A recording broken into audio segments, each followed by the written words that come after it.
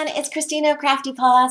I wanted to come on and share with you guys a Halloween card entry into Snapdiva1's Halloween giveaway challenge. There's lots of different ways to participate, but I decided I was going to make a little scene card, make it an easel card, interactive, and also make it a little tea light holder. So I really like how that came out. I have been absolutely smitten with the new Mama Elephant stamp for the holidays. It has like a holiday door. Now this isn't that. I haven't picked that stamp up because I had this stamp in my stash. It's a stamp that I got on clearance thanks to Crafty Rats, Myra. When she had an enabler alert out, I saw this stamp available for $1 at an online scrapbooking store. And I decided I could take this doorway and alter it and then use an X-Acto knife to cut out the front entry and then stamp the door again so that the inside of the door would have the same as the outside, all the same details. And I made it more Halloween-y by kind of drawing in cracks and crevices. I drew in spider webs, even a little spider here, all with a Copic multiliner pen, which is alcohol marker safe. And it lets you get into all those little details, making this look all decrepit and old and more spooky.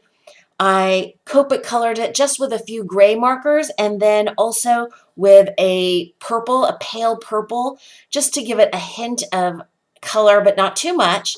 And I stamped out with this Lawn Fawn Happy Hauntings stamp set, this little gate here and the small and the large bats to decorate the front entryway of this haunted mansion. I put the little wrought iron fence right here along each side of the door. You know how in some homes they have that iron grating so that people can take the gook off of their shoes or the snow packed onto their boots or something. So I put those little details on either side. And then I put the small bats around the arch of the door and then the big bats around the top arch of the door. These bats are my kind of simplified version of gargoyles that are on old homes. I also added a couple more rows of the big bricks, and I also drew in this front steps so that there would be a little bit of a stoop. And I really like how I was able to alter this holiday door into a Halloween door. Then to give more of a fun Halloween look, I used the Lawn Fawn Critters in costume. I used this little bear or dog dressed as a bumblebee. I used this little dog or rabbit, I'm not sure, dressed in a little pumpkin outfit. And I used this little squirrel with angel wings and a halo to create a little scene of these little critters going trick-or-treating at this haunted house.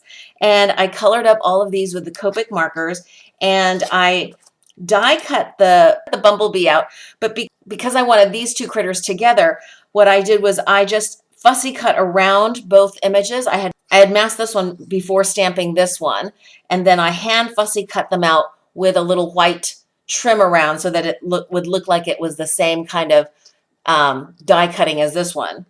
And then for the little stopper for the easel card, I used Happy Haunting from this set, the Booyah set. Created a little stopper. I just stamped it out.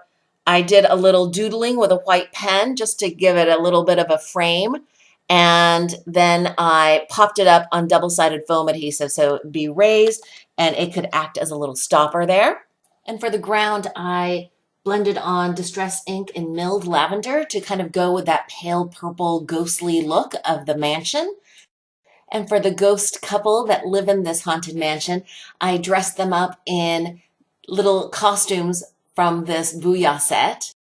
Used this little face and this little face with the teeth, with the little fangs. I dressed up this center ghost with the bat ears and wings, and I dressed up this little ghost as the Bride of Frankenstein. And I tried to keep the coloring really simple because I wanted the haunted house to look more spooky and more dead. And keep the colors vibrant just in the little critters coming to trick or treat. And then just for a little more interactive fun, I backed the door here with some polka dot vellum that I Copic colored on the back with a pale purple. And I think that the color that comes through with the tea light behind it is really pretty. And then I stamped the inside of the door as well with that door stamp. And I added the same kind of spider webs and whatnot to the inside. And then the ghost here I have flying with the door so that when you open the door, the little bat ghost flies out by just attaching it with clear plastic that's I salvaged from some packaging. So it looks like it's kind of floating. And I stamped out 2 of each of the little parts of this bat ghost so that whether you looked at it from the front or whether you looked at it from the back, it would look like a ghost. I had so much fun designing and creating this card. Kim, I hope you like it, and I hope you all are having a wonderful crafty day. Thanks so much for watching.